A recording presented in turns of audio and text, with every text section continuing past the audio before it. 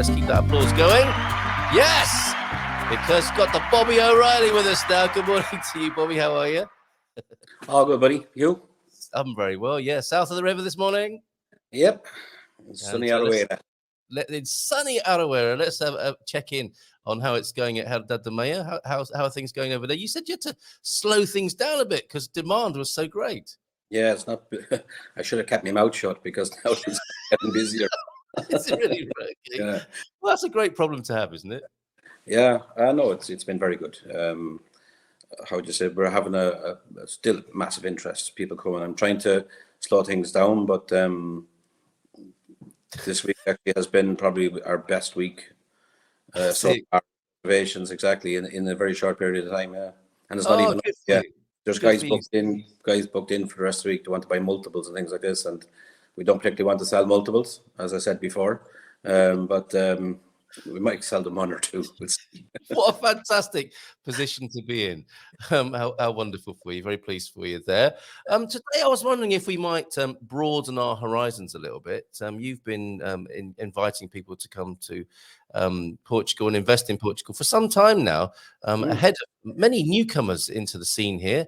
You are, relatively speaking, a veteran, aren't you, of having people invest in Portugal? It's all relative. Yeah, since 2013, right. I suppose I've been bringing people to Portugal. Actually, well, even much further. I started bringing Irish people here about 25 years ago. Did you? Yeah, in the Algarve. I did my first project in Cabanas de Tavira. Right.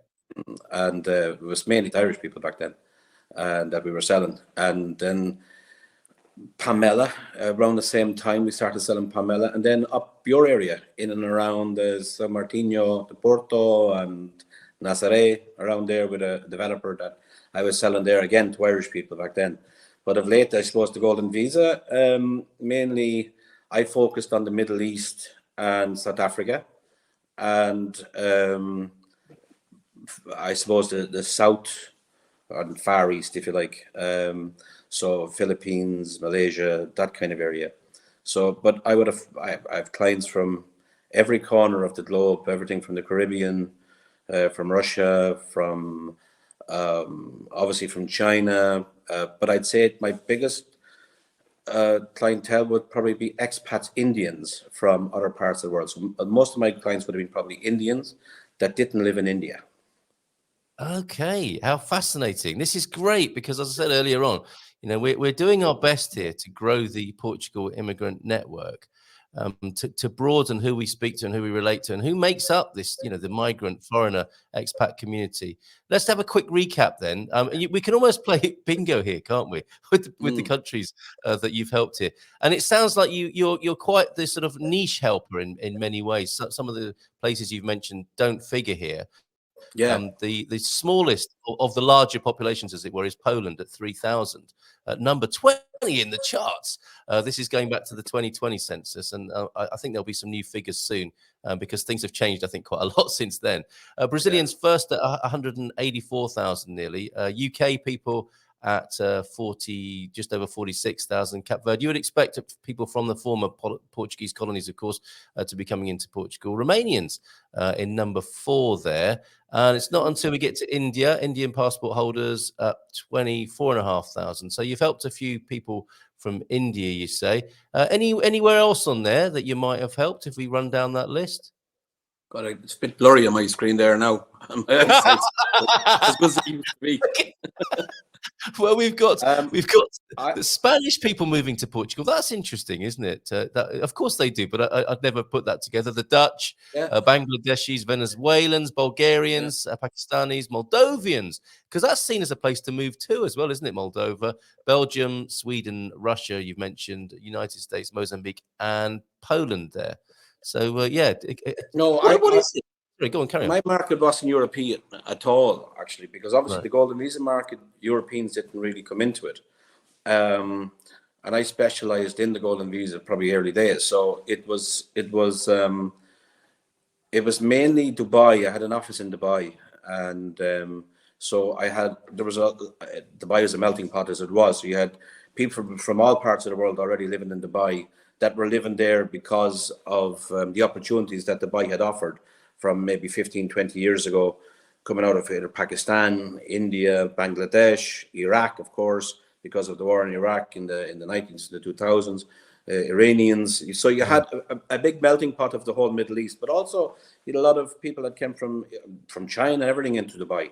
So Dubai was my main focus. So I did probably most of my marketing, etc., around Dubai, and it expanded from there then, if you know what I mean. So I would say, as I said, majority were Indians, because obviously now Indian has the biggest population in the world.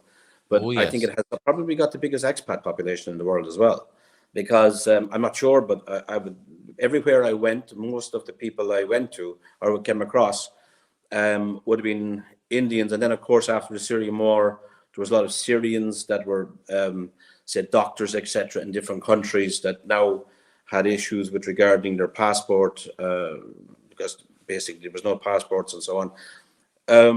So I had, I suppose, from most of the Middle East. I have a lot of people from Lebanon as well. Wow. And I suppose places where people really didn't want to go back to live or wanted an opportunity for their kids to have other options. So it was mainly the hotspots around the Middle East where I had most of my clients from.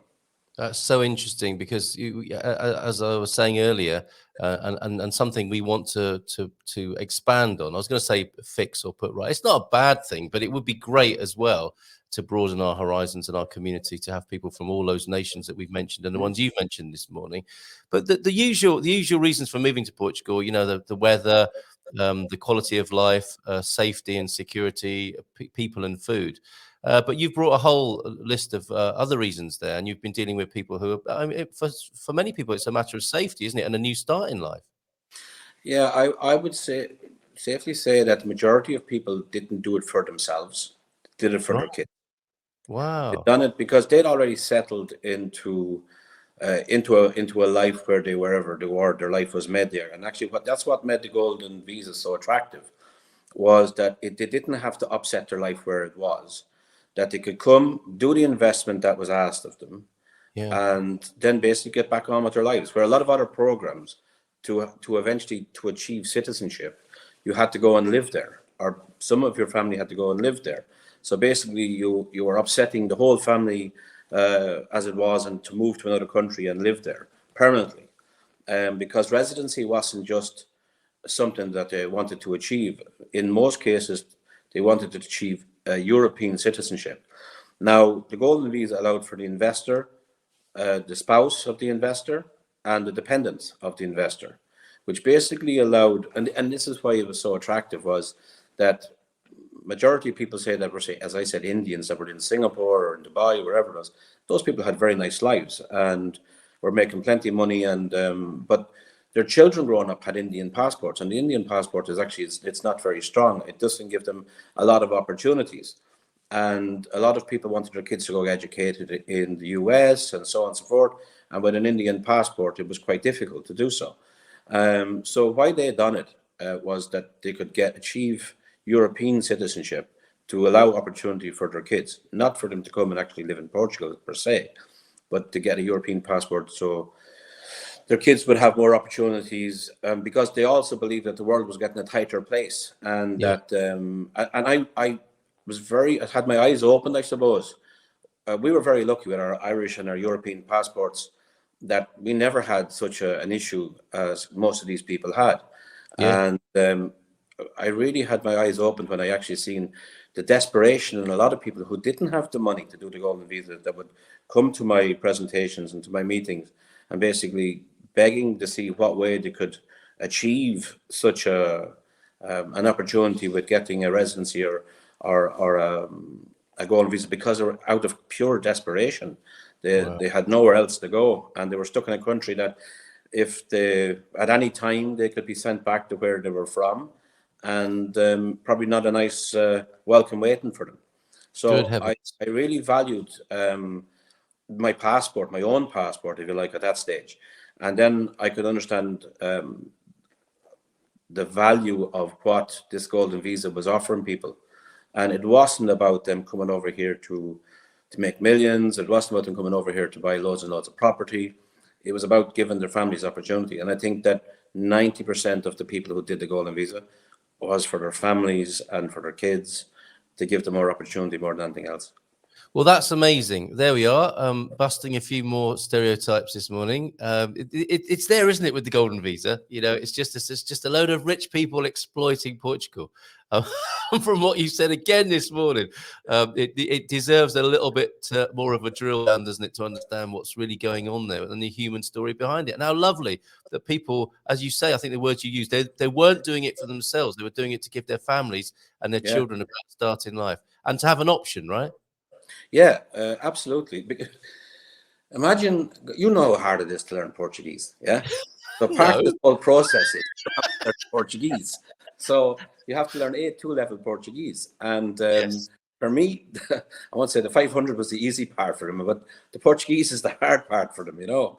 So like it's a lot of hassle to go through, and it's a lot of money to invest. But it's not, they're not investing. Most of the people who actually came to Portugal to do the Golden Visa had never been to Portugal. I've been to places that didn't know where Portugal was. And a lot of people ask, is beside Germany? We're getting confused with Poland because it started with P. So it's, how would you say, the Golden Visa, I think, was an absolutely fantastic opportunity for Portugal and to use, and it did use it very well, and it worked very well for a long, long time. I think the perception of what it did to Portugal is completely misconstrued. And I think, because from my point of view, it done a fantastic job for Portugal.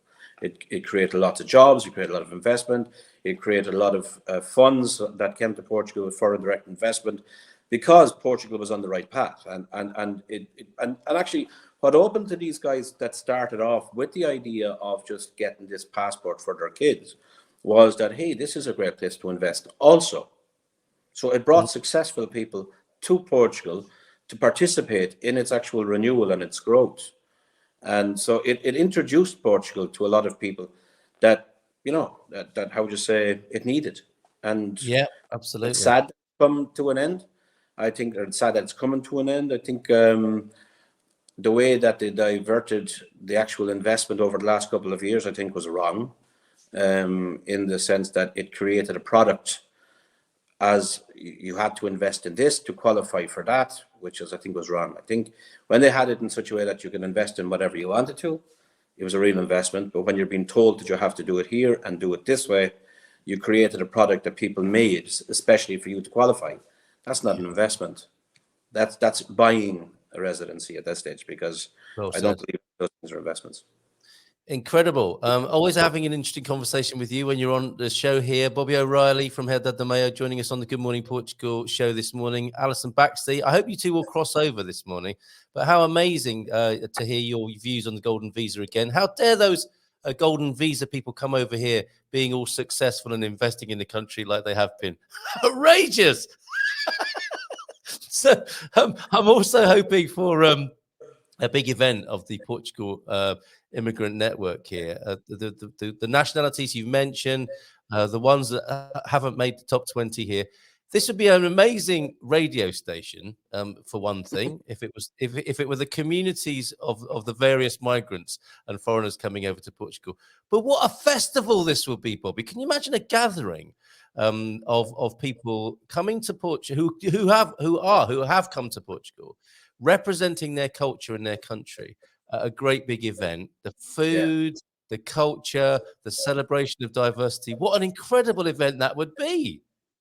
Oh, it'd be brilliant. Absolutely amazing. The one thing that I would say that a lot of these guys that I brought to Portugal, I won't say all, but I would say probably 10% of the people I brought, I've met great friends out of all this, brilliant friends. And I've been to their houses. They've been to my house. We've had parties in my house and in their house in different countries. And it's been an absolute fantastic eye-opener to different cultures and different ideas. And it allowed me to travel. I told you before, you invite me to your house, I end up going. And I've done that everywhere, you know. But I think it'd be a great idea. Imagine having people from all over the world showcasing their own little. Yeah, absolutely. I think it'd be brilliant. Brilliant idea. Yeah, it would. We've got to do that somehow, haven't we? If you fancy a trip to Madeira, Aviva's here, Bobby. Don't invite him because he'll turn up. Bom dia todos. I'm in Lisbon. Oh, can't get back to Madeira. That's one of the downsides of living in Madeira. If the aviation is limited in some way today because of the wind, you'll be stuck and you won't be able to get in. Seth appointment next week. Yikes! Good luck with all of that. It was windy here on the Silver Coast last night. Better luck with that. Mrs. M is tuning in from elsewhere. She stayed out last night, which sounds bad, doesn't it? But she had the kids with her and was with the in-laws. Bobby. And she said, I don't know if that's for you or for me, or maybe both of us. Morning gorgeousness, she says. Good morning from Vision Portugal Dream. Good morning to you. And Jay Clark, a new friend we have here as well, who's giving us the buenos dias. The Spain Speaks. Que tal, amigos? And a bonjour as well. Katia Lima, who's here tomorrow with a bit of indie Portugal insight. I'm looking forward to you being here tomorrow, Katia, along with the Portuguesa, Tony Bryant as well. He's back tomorrow. Bon dia from you. And what's this? Hi, beyond, you're cute. Steady. Although we are. Bon dia, ladies. Look at this. It's quite an amorous atmosphere in the chat this morning. If you think winds are bad in Madeira Ocean, try living in Tenerife for a year. So it gets a bit windy in Tenerife. And Funchals Airport is a difficult one. Yeah, it's known, isn't it, for how difficult it is to land. Yeah. If you try it on a simulator before you try it for real. And when it's really windy, there is no air traffic. And if you want to go island hopping nowadays, just buy an umbrella. Save money on flights. You're very welcome, Jay. Great to have you here. Now, you were talking about people coming from the Indian culture, subcontinent, people who were already expats, not living in India. And I wanted to ask, actually, before I do, Bobby, I do need to shout out and refer back to you having the best passport in the world. The Irish passport is incredible, isn't it? And look, just a quick shout out for the Ireland-Portugal Business Network tourism conference happening in a couple of weeks' time. Actually, exactly in a couple of weeks' time, Wednesday, May 24th at Quinta do Lago. There'll be some great folks and they'll be having a good time. I think if there's any Irish people involved at a conference, it'll be an interesting evening as well as a great day. Great people. Yeah, absolutely. And you have got probably one of the best passports in the world at the moment, have you, having an Irish passport? Yeah, actually, I think the Irish and the Portuguese are equal with regards to like on 6th in the world. Among a lot of other Europeans, I think the Germans and the British ones. I think the British fell back a few places after the European Brexit thing, but of course it's one of the strongest. But the Irish passport has been. It's not just the passport itself; it's the fact that you're Irish. It's a huge advantage all over the world as well. Yeah, everyone wants to be Irish, don't they? Including Joe Biden recently. Now, we haven't been invited to this yet, Bobby, but maybe we will. And they might be able to twist our arms into going down there and having a couple of drinks and a bit of fun down at Quinta do Lago Clubhouse. So we'll stand by and see what's happening with that. And going back now to these huge populations, which I think we don't really understand fully. And I want to take you forward to maybe Portugal in 10 years' time, 20 years' time, 50 years' time even. Yeah. And the BRICS nations, we've got to be careful. Here we are, in Europe going on about the Portugal's golden visa and the end of it. And is it a good thing? Is it a bad thing about people investing here? I mean, we need to broaden our horizons a little bit, aren't we? There are these huge and developing countries in terms of their wealth. The new middle classes, I think, en masse, are not coming from Europe or North America. The people with the spending power are coming from elsewhere in the world. And might we end up here in Europe as some sort of tourist destination for those people? And should we wake up to that fact now rather than when it's already starting to happen? If you look how the world has changed in the last 50 years, and it's in the span of history of like 50 years, it's nothing. And if you look what's even happened in Portugal in the last 10 years, and tourism and the amount of awakening that's after happening, and now look at even the US market in the last 5 years, it's after opening up completely. It's like it's Columbus went the other way and discovered Portugal, that kind of way. So it has been, it's been discovered by a lot of people. And I think the fact that it's got the climate it has, it's got the reputation of being a safe place to retire, to live, etc.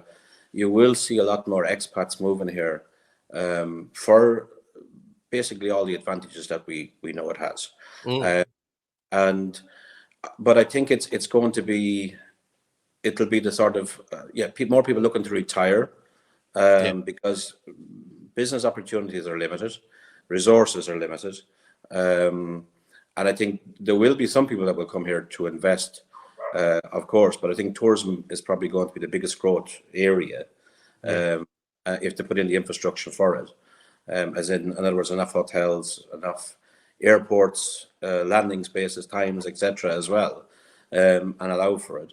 But I think it's hard to say, to be honest with you. I think that Portugal is always going to be Portugal. It's always going to have its own language. It's always going to have, and I'm talking 50 years down the road, it's always going to, majority of the population is always going to be Portuguese.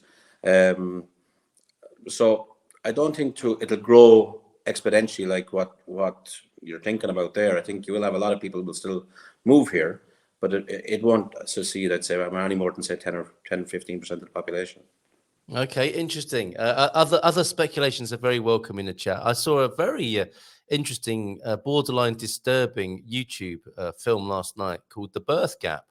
And not many people seem to be aware of this. It's the dwindling population of the world, how we're going to have many more older people, an aging population, and we're not producing enough kids, despite what people think and the general message of gloom and doom that we're going towards a population explosion.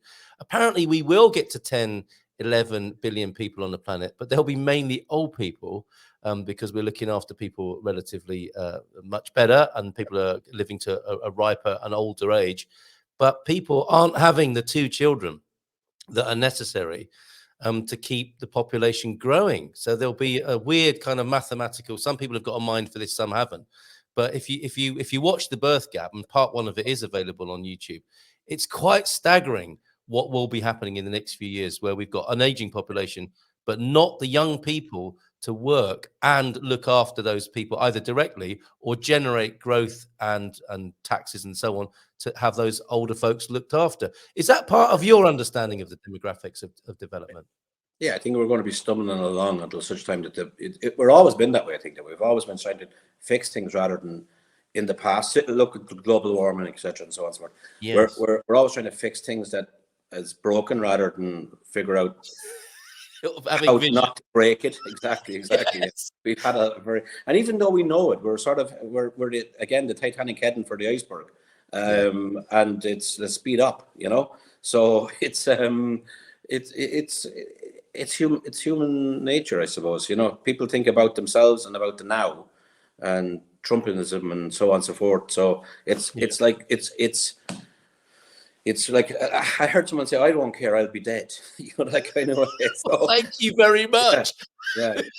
I won't care, I'll be dead or whatever. I think there are more and more people saying that, aren't they? And the old baby boomers are like, sorry, that there was a handover of a British government where the prime ministerial suitcase was left on the desk or something, and there was a note inside it saying, "Sorry, there's no money left for the new PM coming in," something like that. And I think sometimes the baby boomers can be a bit like that, can't they? Well, sorry, we screwed the planet up and used all the resources. Over to you now.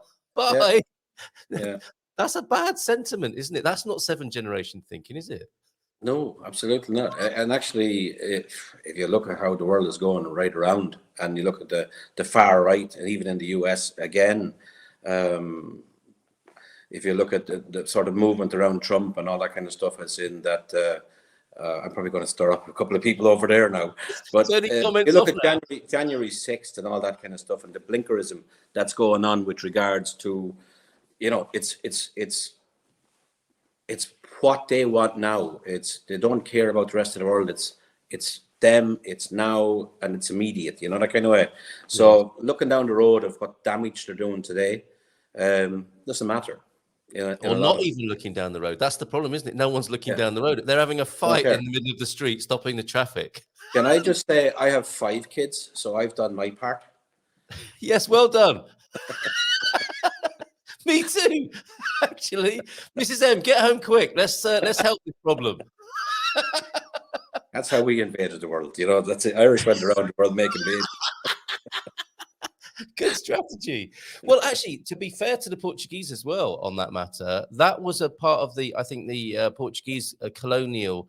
Not that going and taking over people's countries is a good thing, but there are degrees of it, of course, and it's humans will do that stuff. There's no question about that. But they were apparently the Portuguese were encouraged to make friends with the locals, to have a touchy-feely kind of approach to this. Because some nations, of course, would say definitely not. These people are not our people. We must stay separate and sort of preserve and purify ourselves, etc., etc., which goes against human nature, of course, I think, or it's part of the worst kind of human nature. Whereas the Portuguese were like, this maybe after the first few pregnancies, they were thinking, this works. People are really bonded. I don't think they were thinking that far ahead either, though. Okay, fair enough. They were just satisfying their base urges on Exactly. arrival. Okay. Oh, yeah, and they'd been on ships for months as well, haven't they? So, yeah. so It was the usual colonial sort of concept, rape and pillage. I've got a much more romantic version of it than that, Bobby. But and I'm going to stick with it because I think that was part of the diplomatic policy. It's like make friends with the locals. Everyone gets mixed up. It was just called that. It was only called the diplomatic policy, but okay. I don't think the locals found it very diplomatic. Don't take my romanticized version away from me, please.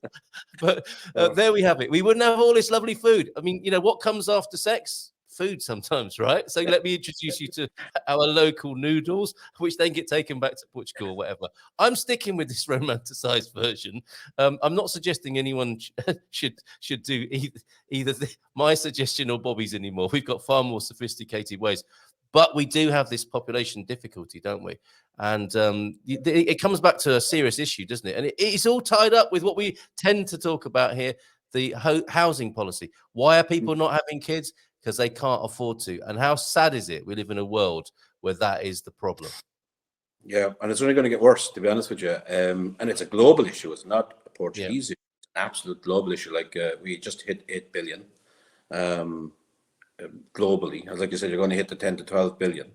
And there's just not enough housing available. And I sent you something there the other day, actually, that sort of shrunk the world down to like 100 people. Oh yes, we read it out. We did it on Monday. Yeah. It was a bit crazy when you look at it from afar. But and I think how do you say it's a global issue, and I don't know if it'll ever be solved. So it's do what you can when you can, rather than sort of, how would you say, you're never going to fix it, but you have to still do something about it. You've got to try, absolutely. People aren't having kids, apparently, because they're on social media all the time. Well, I met my missus on social media, so it can work out in the end. Bobby, I know you got to go, and a shame you're not me. I'll introduce you to Alison, but let's go back to that thing you sent me that you just mentioned there about, basically of the 100 people, how the world is made up, and we'll publish it somewhere. But the last couple of paragraphs are: if you have your own home, eat full daily meals and drink clean water, have a cell phone, conserve the internet, and manage to go to college, you are in a tiny group of privileged people who represent less than 7% of the entire world population. Under current conditions, out of every 100 people on the planet, only 8 can live or exceed 65 years. Wow. Regardless of your age, enjoy life, enjoy every moment. If you don't leave this world before the age of 64, like the 90% of the people who left before you, you're already blessed. Think about it. I encourage you to live each remaining moment with passion, integrity, and a lot of love for yourself, the people who are dear to you, and others. Have a great day. Thank you for sending us that. And those are wonderful words to see you on your day today. Bobby, have a good one. Take care, guys. Yes, mate. All right. Always great to talk to you. See you soon. Bye for now. Ciao, ciao. Bye-bye. See you. There he goes. And we'll keep the applause going. They only just missed each other because Alison Baxley's here now. Let's give her a nice big round of applause. Hi. Alison, good morning to you. How are you? Tudo bem? Good morning. Muito bem. Tudo bem? You sound a little breathless, if you don't mind me saying. Are you back from the school run? Has it been a busy one? Oh my gosh, yes. My mornings are crazy. And my husband left to go back to the States this morning very, very early for a wedding that he's in. So I'm solo parenting this week. Oh, bless you. Okay. I had a similar story. Mrs. M, my in-laws are here, so Mrs. M is staying with them. So she stayed out all night, I can say. But that sounds worse than it actually was. She's with the kids over the in-laws.